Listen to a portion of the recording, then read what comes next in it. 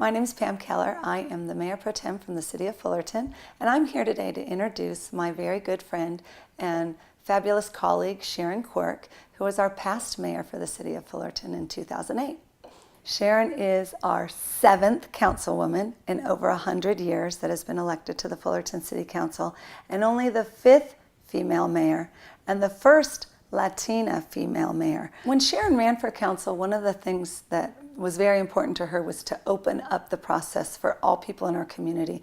One of the first things she did was institute a walk and talk with the mayor. And every month she went to different neighborhoods and walked through the neighborhoods and got a tour and brought all kinds of people out and was able to talk on a very casual basis to her constituents. One of the projects Sharon's particularly proud of is the Richmond Park project. So we were able to provide and get a 5-0 vote for park lighting in an underserved Richmond neighborhood, which is really, I think I'm most proud of this transformation of this neighborhood. It happens to be directly behind the school that I teach at, Richmond Elementary, that I attended as a child, and we were also able to get a partnership with St. Jude Regional Hospital to build and support a medical clinic there where families are being served for issues like obesity and diabetes. They have families walking in daily that have not been treated. We're seeing more and more of our Latino youth with obesity issues, with diabetes, very young ages, 15 years old.